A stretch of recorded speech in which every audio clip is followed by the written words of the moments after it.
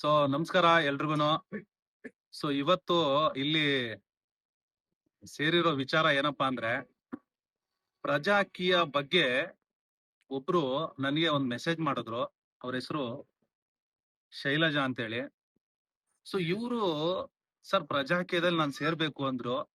So Prajakeeya ಅಂದ್ರೇನು, ಅವ್ರು ಏನ್ ತಿಳ್ಕೊಂಡಿದ್ದಾರೆ ಮೊದ್ಲು ಅವ್ರನ್ನ ಕೇಳ್ಬಿಟ್ಟು ಮುಂದುವರ್ಸೋಣ. ಸೊ ಮತ್ತೊಮ್ಮೆ ಎಲ್ರಿಗೂನು ನಮಸ್ಕಾರ, ಸ್ವಾಗತ ಎಲ್ರಿಗೂನು. ಮೇಡಮ್ ನಮಸ್ಕಾರ. ನಮಸ್ಕಾರ ಸರ್. ಏನ್ ಮೇಡಮ್ ನೀವು ಪ್ರಜಾಕೀಯಕ್ಕೆ ಸೇರ್ಬೇಕು ಅಂತ ಬಂದ್ರಿ. ಫಸ್ಟ್ ಆಫ್ ಆಲ್ ನೀವು ಪ್ರಜಾಕೀಯ ಬಗ್ಗೆ ಏನ್ ತಿಳ್ಕೊಂಡಿದ್ದೀರಾ ಮೇಡಮ್? ಪ್ರಜಾಕೀಯ ಅಂದ್ರೆ ಒಂದು ಪ್ರಾಮಾಣಿಕತೆ ಸರ್. ಇದುವರೆಗೂ ನಾವೇನು ವೋಟ್ ಹಾಕಿ ಇವಾಗ ಏನ್ ಜನ ಸೇವೆ ಮಾಡ್ತೀವಿ ಅಂತ ಏನ್ ಬಂದಿದಾರಲ್ಲ, ಅದ್ರಿಂದ ನಾವೇನ್ ಸೇವೆ ತಗೊಂತಾ ಇದೀವಿ. ಈಗ ಪ್ರಜಾಕೀಯದಲ್ಲಿ ಏನೆಲ್ಲ ನಡೀತಾ ಇದೆ ಅದೆಲ್ಲ ನೋಡ್ತಾ ಇದೀವಿ. ಬಟ್ ಯಾರು ಪ್ರಾಕ್ಟಿಕಲ್ ಆಗಿ ಅಥವಾ ತಾನಾಗೆ ಬಂದ್ ಮಾಡ್ತೀವಿ ಅಂತ ಯಾರು ಬರ್ತಾ ಇಲ್ಲ. ಅದ್ರಲ್ಲಿರೋ ಸತ್ಯನೂ ಕೂಡ ಯಾರಿಗೂ ಗೊತ್ತಿಲ್ಲ. ಏನ್ ಮೋಸ ಆಗ್ತಾ ಇದೆ, ನಮ್ಗೇನ್ ಅನ್ಯಾಯ ಆಗ್ತಿದೆ ಕೇಳೋ ಧೈರ್ಯ ಅಂತೂ ಯಾರು ಮಾಡ್ತಾನೂ ಇಲ್ಲ. ನೀವೇನ್ ಹೇಳ್ತೀರಾ, ಪ್ರಜಾಕೀಯ ನಿಮ್ದು, ನೀವು ನಿಂತು ಅಧಿಕಾರನ ಚಲಾಯಿಸಿ ನಿಮ್ಮದೇ ಆದಂತ ಒಂದು ಏನೆಲ್ಲ ಕಟ್ತಾ ಇದೀರಾ, ದುಡ್ಡು ಖರ್ಚು ಮಾಡ್ತಾ ಇದೀರಾ, ಅದಕ್ಕೇನು ನೀವು ಲೆಕ್ಕ ಏನು ಕೇಳ್ತಾ ಇಲ್ಲ. ಟ್ಯಾಕ್ಸ್ ಕೇಳ್ತಾ ಇಲ್ಲ. ಆದ್ರೂನು ಯಾರು ಕೇಳ್ತಾರೆ ಸರ್? ಯಾರು ಮುಂದೆ ಬಂದು ಕೇಳ್ತಾನೆ ಇಲ್ಲ ಅದನ್ನ. ಈಗ ಇಷ್ಟು ನಾವು ಕಟ್ತಾ ಇದೀವಿ, ಇಷ್ಟು ಖರ್ಚಾಗ್ತಿದೆ, ಇವಾಗ ಸ್ಕೂಲೇ ತಗೊಳ್ಳಿ, ಹಾಸ್ಪಿಟಲ್ ತಗೊಳ್ಳಿ, ಯಾವ್ದ್ ತಾನೇ ಸರಿ ಹೋಗ್ತಾ ಇದೆ ಹೇಳಿ? ಯಾವ್ದು ಸರಿ ಹೋಗ್ತಾ ಇಲ್ಲ. ಇನ್ನು ನಮ್ಮ ಗೌರ್ಮೆಂಟ್ ಶಾಲೆಗಳು ಮತ್ತೆ ಹಾಸ್ಪಿಟಲ್ ಇನ್ನು ಕ್ಷೀಣಿಸ್ತಾ ಇದಾವೆ. ಹೌದು, ಈ ಗೌರ್ಮೆಂಟ್ ಸ್ಕೂಲ್ನೇ ಸ್ವಲ್ಪ ಚೆನ್ನಾಗಿ ಇಂಪ್ರೂವ್ ಮಾಡಿದ್ರೆ ಚೆನ್ನಾಗಿ. ಎಷ್ಟೋ ಮಕ್ಳು ಸರ್, ಇವಾಗ ನನ್ ಮಗನ್ನೇ ಕೂಡ ನಾನು ಓದ್ಸಕ್ ಆಗ್ತಾ ಇಲ್ಲ ಅಷ್ಟೆಲ್ಲ ದುಡ್ಡು ಕಟ್ಟಿ. ಈಗ ನಮ್ಗೆ ಕೊಡೋ ಸಂಬಳ ಎಷ್ಟು, 10,000-15,000 ದುಡಿಬಹುದು. ಬಟ್ ನಾನ್ ತಿಂಗಳಿಗೆ ನಾನು ಅಷ್ಟ್ ಕಟ್ಬೇಕು ನನ್ ಮಗನಿಗೆ. ಬಟ್ ಈ ನಾವೇನ್ ಖರ್ಚು ಮಾಡ್ತಾ ಇದೀವಿ ಅದ್ರ ಬಗ್ಗೆ ಯಾರು ಕೇಳೋರೇ ಇಲ್ಲ. ಇದುವರೆಗೂ ಒಂದು ಲೆಕ್ಕ ಅನ್ನೋದಿಲ್ಲ. ಕಟ್ತಾ ಇದೀವಿ, ಖರ್ಚು ಮಾಡ್ತಾ ಇದೀವಿ, ಅಷ್ಟ್ ಬಿಟ್ರೆ ಬೇರೇನಿಲ್ಲ. ಬಟ್ ಪ್ರಜಾಕೀಯದಲ್ಲಿ ನಾವು ನಮ್ಗೆ ನಮ್ಮ ಅಧಿಕಾರ, ನಮ್ಮ ಅಸ್ತಿತ್ವ ಏನು ಅಂತ ತೋರ್ಸ್ಕೊಡುತ್ತೆ. ಖಂಡಿತ ನಾವ್ ಅದನ್ನ ಪ್ರಶ್ನೆ ಮಾಡ್ಬೋದು ಅನ್ನೋದು ಇವಾಗ ಇತ್ತೀಚೆಗೆ ಇನ್ ಮುಂದಕ್ಕಾದ್ರೂ ಅರ್ಥ ಮಾಡ್ಕೋಬೇಕು ಜನ. ನಮ್ದ್ ಏನ್ ಖರ್ಚಾಗ್ತಿದೆ, ನಾನು ಕೊಡ್ತಾ ಇದ್ದೀನಿ, ನಂದು ಕೇಳೋ ಅಧಿಕಾರ ಇದೆ, ಅದನ್ನ ಮಾಡ್ಬೇಕು ಜನ. ಅದು ನಂದೇನಿದೆ ಇಲ್ಲಿ, ನನ್ನ ಅಧಿಕಾರ ಏನಿದೆ, ನಾನು ಈ ಭಾರತೀಯಳು, ಕರ್ನಾಟಕದಲ್ಲಿ ನಾನು ಒಬ್ಳು ಪ್ರಜೆ, ನನ್ನದು ಇಲ್ಲಿ ನಾನು ಕೂಡ ಖರ್ಚು ಮಾಡ್ತಾ ಇದೀನಿ, ನಾನು ಕೂಡ ಟ್ಯಾಕ್ಸ್ ಪೇ ಮಾಡ್ತಾ ಇದೀನಿ, ಕೇಳೋ ಅಧಿಕಾರ ನನಗೂ ಇದೆ. ಸೊ ಅದು ಬೇರೆ ಕಡೆ ಎಲ್ಲಿ ಇಂಪ್ರೂವ್ ಆಗುತ್ತೋ ಗೊತ್ತಿಲ್ಲ. ಪ್ರಜಾಕೀಯದಲ್ಲಿ ಅದನ್ನ ಮಾಡ್ಬೋದು ಅಂತ ಅನ್ನಿಸ್ತು. ಹಾಗಾಗಿ ಸರ್ ನಾನು ನಿಮ್ಮನ್ನ ಭೇಟಿ ಮಾಡ್ದೆ, ಮಾತಾಡ್ತಾ ಇದ್ದೀನಿ.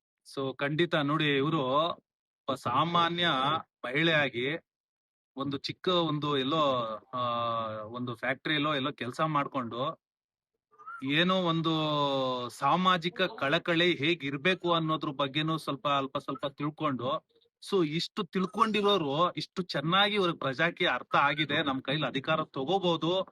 ಇಷ್ಟ ದಿನ ಗೊತ್ತಿರ್ಲಿಲ್ಲ, ಯಾಕೆಂದ್ರೆ ರಾಜಕೀಯದವ್ರು ನಮ್ಗೆ ಯಾರು ತಿಳಿಸೋದೇ ಇಲ್ಲ ಈ ವಿಚಾರನ. ಆದ್ರೆ ಪ್ರಜಾಕೀಯದಲ್ಲಿ ಮಾತ್ರ ನಿಮ್ ಕೈಲಿ ಅಧಿಕಾರ ಇಟ್ಕೊಂಡು ನಮ್ಮನ್ ಕೆಲ್ಸಕ್ಕೆ ಇಟ್ಕೊಳ್ಳಿ ಅಂತ ಹೇಳೋದೇನೆ ನಿಜವಾದ ಪ್ರಜಾಪ್ರಭುತ್ವ ಅನ್ನೋದು ನಿಮ್ಮ ಅಭಿಪ್ರಾಯ ಅಂತ ನಾನ್ ತಿಳ್ಕೊಂಡಿದೀನಿ. ಖಂಡಿತ. ಸೊ ನೋಡಿ, ಇನ್ಮೇಲೆ ಪ್ರಜಾಪ್ರಭುತ್ವ ಅಂತಂದ್ರೆ ನಮ್ ಕೈಲಿ ಅಧಿಕಾರ ಇಟ್ಕೊಂಡು ನಮ್ ತೆರಿಗೆ ಹಣಕ್ಕೆ ಲೆಕ್ಕ ಕೇಳಿ ದುಡ್ಡಲ್ಲಿ ಏನ್ ಕೆಲಸ ಮಾಡ್ಬೇಕು ಅನ್ನೋದೇ ನಿಜವಾದ ಒಂದು ಪ್ರಜಾಪ್ರಭುತ್ವ. ಇದನ್ನೇ ಸಂವಿಧಾನದಲ್ಲೂ ಸಹ ಬರ್ದಿರೋದು. ನೋಡಿ, ಇದೇ ತರ ಪ್ರತಿಯೊಬ್ಬ ಮಹಿಳೆಯರನ್ನು ಹೊರಗಡೆ ಬಂದು ಪ್ರಶ್ನೆ ಮಾಡಿ ನಮ್ಮ ದುಡ್ಡನ್ನ ಲೆಕ್ಕ ಕೇಳಿ ನಮಗ್ ಬೇಕಾಗಿರೋಂತ ಒಳ್ಳೆ ವ್ಯವಸ್ಥೆ ಮಾಡ್ಕೊಳ್ಳೋ ಅಂತದನ್ನೇ ಪ್ರಜಾಪ್ರಭುತ್ವ. ಎಲೆಕ್ಷನ್ ಅನ್ನೋದು ಒಂದು ಇಂಟರ್ವ್ಯೂ ಇದ್ದಂಗೆ. ಅಲ್ಲಿ 20-30 ಜನ ನಿಂತಿರ್ತಾರೆ, ಅದ್ರಲ್ಲಿ ಒಬ್ಬ ಕೆಲ್ಸಗಾರನ ಆಯ್ಕೆ ಮಾಡ್ಕೊಂಡು ನಮ್ ಕೈಲಿ ಅಧಿಕಾರ ಇಟ್ಕೊಂಡು ನಾವ್ ಹೇಳ್ದಂಗೆ ಕೆಲಸ ಮಾಡೋ ಒಬ್ಬ ಕಾರ್ಮಿಕ ಅಷ್ಟೇನೆ ಅವರು. ಸೊ ಇದು ಪ್ರಜಾಕೀಯದಿಂದ ನಿಮ್ಗೆ ತಿಳಿದಿದೆ. ಖಂಡಿತ ಸರ್, ಅದೊಂದು ಕ್ಲಾರಿಟಿ ಅಂತೂ ನನಗ್ ಚೆನ್ನಾಗ್ ಅರ್ಥ ಆಗಿದೆ. ಹೌದು, ನಾವೇ ವೋಟ್ ಹಾಕಿ ಗೆಲ್ಸಿ ನಾವೇ ಅದನ್ನ ಕ್ವಶನ್ ಮಾಡ್ತಾ ಇಲ್ಲ. ಇವಾಗ ನೀವೇನ್ ಮಾಡ್ತಾ ಇದೀರಾ, ಬಿಡ್ತೀರಾ, ಏನು ಕೇಳ್ತಾನೆ ಇಲ್ಲ ಯಾರುನು. ಬಟ್ ನಮ್ ಮೇಲೆ ಹೊರೆ ಮಾತ್ರ ಹೊರಿಸ್ತಾ ಇದಾರೆ. ಒಂದ್ ಕಡೆ 2 ರೂಪಾಯಿ ಫ್ರೀ ಬಿಟ್ಟು ಇಲ್ಲಿ 2,000 ಕಿತ್ಕೊಂಡ್ ಹೋಗೋ ತರ ಮಾಡ್ತಾ ಇದಾರೆ. ಅದು ಅರ್ಥ ಆಗ್ಬೇಕು ಎಲ್ರಿಗೂ. ನಿಧಾನವಾಗಿ ಅರ್ಥ ಆದ್ರೂ ದಯವಿಟ್ಟು ಎಲ್ಲಾ ಲೇಡೀಸ್ಗೆ ಅಥವಾ ಮಹಿಳೆಯರಿಗೆ ನಾನು ಹೇಳೋದಿಷ್ಟೇ, ನಮ್ಮಿಂದಾನೇ ಮನೆ ನಡೆಯೋದು. ಸೊ ನಾವು ಕರ್ನಾಟಕದಲ್ಲಿ ಇವಾಗ ಕರ್ನಾಟಕಕ್ಕೂ ಕೂಡ ಕರ್ನಾಟಕ ಮಾತೆ ಅಂತಾನೆ ಕರೀತಾರೆ. ಹಾಗೇನೆ ಒಂದ್ ಹೆಣ್ಣಿಂದಾನೇ ಮನೆ ಎಲ್ಲ ಇದಾಗೋದು. ಸೊ ಪ್ರತಿಯೊಬ್ಬ ಮಹಿಳೆನು ನಾವು ಕೂಡ ಒಂದು ಸಾಸಿವೆ ಡಬ್ಬದಲ್ಲಿ ಕೂಡಿಟ್ಟು ಏನೋ ಮಾಡ್ತೀವಿ. ಬಟ್ ಅದು ಕೂಡ ನಾವೆಲ್ಲ ಒಂದ್ ಖರ್ಚು ಮಾಡಿದಾಗ ಅದರಿಂದನೂ ಕೂಡ ಒಂದು ಟ್ಯಾಕ್ಸ್ ಹೋಗೇ ಇರುತ್ತೆ.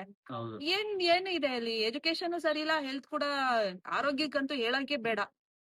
ಒಂದು ಬೀದಿಗೆ 4-5 ಸ್ಕೂಲು, ಅದೇ ತರಾನೇ 4-5 ಹಾಸ್ಪಿಟಲ್ ಕೂಡ ಸ್ಟಾರ್ಟ್ ಆಗ್ಬಿಟ್ಟಿದಾವೆ. ಇವಾಗ ಕೇಳ್ಬೇಕು, ಎಲ್ರು ಬಂದ್ ಕೇಳಿದ್ರೆ ಗೌರ್ಮೆಂಟ್ ಸ್ಕೂಲ್ಗಳನ್ನ ಕೂಡ ಚೆನ್ನಾಗಿ ಎಜುಕೇಶನ್ ಅಲ್ಲಿ ಇಂಪ್ರೂವ್ ಮಾಡಿದ್ರೆ ನಮಗೂ ಹೊರೆ ಕಮ್ಮಿ ಆಗತ್ತೆ. ನಮಗೂ ಕೂಡ ನಾವು ಜವಾಬ್ದಾರಿಯುತ ಒಬ್ಬ ಪ್ರಜೆ ಅಂತ ನಡ್ಕೊಬೇಕಂದ್ರೆ ಅದಕ್ಕೆ ಪ್ರಜಾಕೀಯನೇ ಸರಿಯಾದ ಪ್ಲಾಟ್ಫಾರ್ಮ್. ಓಕೆ, ಸೊ ಧನ್ಯವಾದ ಮೇಡಮ್. ಸೊ ಇವ್ರ ಹೆಸರು ಶೈಲಜಾ ಅಂತ ಹೇಳಿ. ನೋಡಿ, ಇದು ಸಾಮಾನ್ಯ ಮಹಿಳೆಯರು ಇದೇ ತರ ಮುಂದೆ ಬರ್ಬೇಕು, ಪ್ರಶ್ನೆ ಮಾಡ್ಬೇಕು, ವಿಚಾರವಂತರಾಗಬೇಕು. ನಾವೆಲ್ಲರೂ ಪ್ರಜ್ಞಾವಂತರಾದ್ರೆ ನಮ್ ಕೈಲಿ ಅಧಿಕಾರ ಇರುತ್ತೆ. ನಮ್ ಕೈಲಿ ಅಧಿಕಾರ ಇದ್ರೆ ನಮಗ್ ಬೇಕಾಗಿರುವಂತ ಒಳ್ಳೆ ವ್ಯವಸ್ಥೆ ಮಾಡ್ಕೋಬಹುದು. ಒಳ್ಳೆ ವ್ಯವಸ್ಥೆ ಮಾಡಿದ್ರೆ ಖಂಡಿತ ನಮ್ ದುಡ್ಡು ನಮ್ಗೆ ವಾಪಸ್ಸು ಕರೆಕ್ಟ್ ಆಗಿ ಬರ್ತಾ ಇರುತ್ತೆ. ಸೊ ಇದು ನಿಜವಾದ ವಿಚಾರವಂತಿಕೆ, ಬುದ್ಧಿವಂತಿಕೆ. ಇಷ್ಟ ಹೇಳ್ತಾ ನಮಸ್ಕಾರ ಮೇಡಮ್. ಸೊ ನಮಸ್ಕಾರ ಎಲ್ರಿಗೂ. ಮತ್ತೆ ಮುಂದಿನ ವಿಡಿಯೋದಲ್ಲಿ ಸಿಗ್ತೀನಿ. ನಮಸ್ಕಾರ.